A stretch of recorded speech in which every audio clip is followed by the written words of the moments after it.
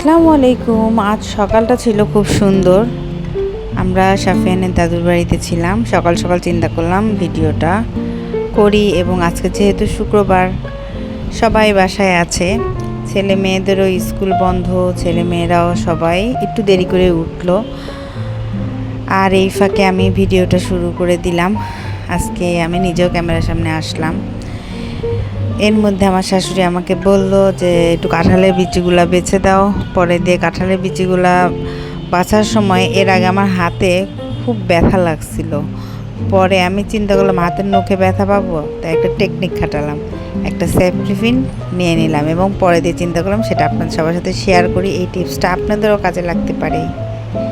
এই যে দেখুন কাঁঠালের বিচিটা প্রথমে আমি যে হাত দিয়ে নখ দিয়ে, যেহেতু শুকনা বিচি ট্রাই করছিলাম, দেখুন কোনো কাজ হচ্ছিল না। পরবর্তীতে আমি অনেকবার চেষ্টা করার পরে চিন্তা করলাম হাতের নখে ব্যথা পাবো, কারণ কাঁঠালের বিচি শক্ত অংশে আঙ্গুলে অনেক সময় নখ লাগলে ব্যথা লাগে। যে একটা সেফটি পিন পরে খুলে নিলাম, নিয়ে এবার কাঁঠালের বিচিটাকে আলতোভাবে একটু আঁচড় দিয়ে নিলাম। এখন দেখুন কত সুন্দরভাবে এটা ছিলা যায়। এটা একটা সহজ টেকনিক আর কি, যেটা আমার মাথায় আসছে। এই টেকনিকটা অবশ্য অনেকেই জানেন হয়তোবা, তবে আমার কাছে মনে হলো আপনাদেরকে শেয়ার করলে হয়তোবা আপনাদের অনেকেরই উপকার হবে। এবং আমি অতি সহজেই অল্প সময়ের মধ্যে আমার শাশুড়ি যে কাঁঠালের বিচিগুলো দিয়েছিল সবগুলাই যে খোসা ছাড়িয়ে নিয়েছিলাম, এবং সেটা আপনাদের দেখাচ্ছিলাম, এবং আমার কাছেও বেশ ভালো লাগছিল। এতগুলো কাঁঠালের বীজ একদম ফ্রেশভাবে খোসা ছাড়িয়ে নিয়েছে, এবং কোনো রকম হাতের নখে ব্যথা ছাড়াই সবগুলো হয়ে গেছিলো খুব শর্ট টাইমে। এরপরে আমি মেয়েদের ঘরে গেলাম। মেয়েদের ঘরে যেয়ে দেখলাম ওরা এখনও উঠে নাই, ঘুমাচ্ছে।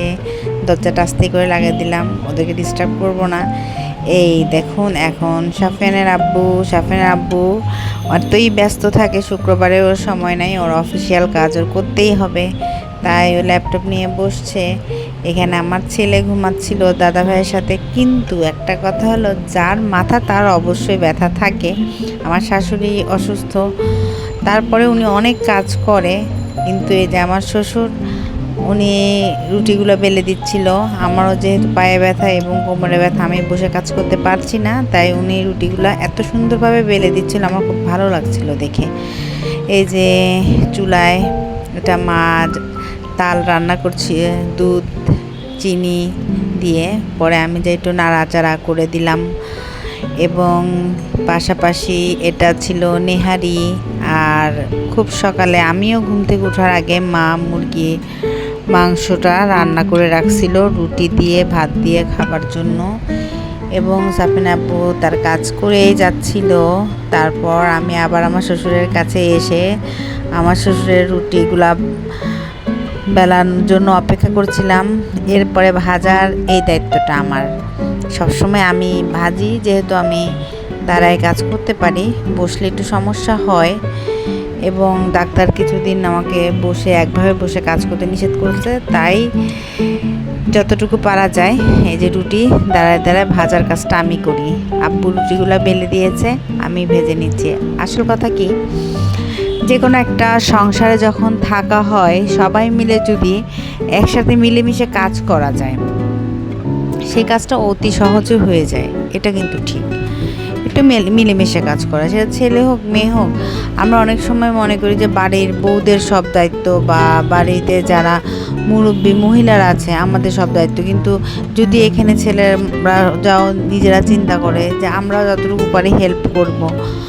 এই যে সারাটা জীবন আমার শ্বশুর কিন্তু অফিসে ভালো একটা পোস্টে চাকরি করে আসছে, কিন্তু আমি বিয়ের পর থেকেই দেখতেছি উনি আমার শাশুড়িকে ছোটোখাটো কাজে হেল্প করা, যেমন বাজার নিয়ে আসলে একটু আলু ছিলে দেওয়া, বা বরবটি কেটে দেওয়া, কচুলতি কেটে দেওয়া, এগুলো আমার শ্বশুর কিন্তু মাশাআল্লাহ দিলে ভালো পারত। এবং আমরাও যখন কাটতাম উনি আমাদেরকে শিখাই দিত যে এভাবে কাটো তাড়াতাড়ি হবে।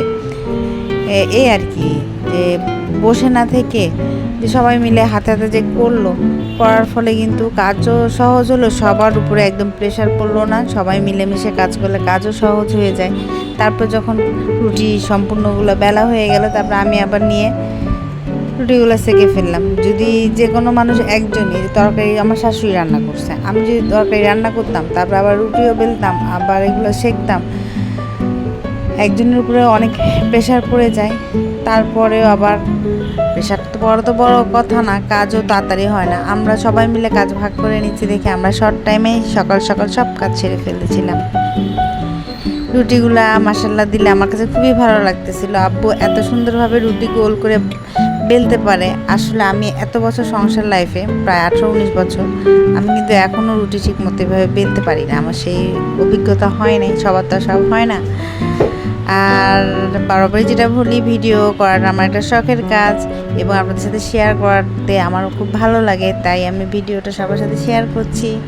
যদি ভালো লাগে সবাই একটু কমেন্ট দিবেন এবং তাহলে আমি অনেক উৎসাহিত হবে এবং আমার ফ্যামিলির জন্য, আমার শ্বশুর শাশুড়ি, ইভেন আমার বাবা মা যারা আছে সবার জন্য আপনারা দোয়া করবেন। আপনাদের দোয়াই আমার কাম্য এবং আমি যেন সবসময় এভাবে মিলেমিশে সুখে থাকতে পারি আমার ফ্যামিলি নিয়ে, সেই দোয়া করবেন। আজকে ভিডিওটা এই পর্যন্তই। রুটি সেকা প্রায় শেষ, আমার কাজও শেষ হয়ে আসতেছে। এরপর ছেলে মেয়েদের ঘুম থেকে উঠাবো, দাঁত ব্রাশ করে ওদের নাস্তা খেতে দিব।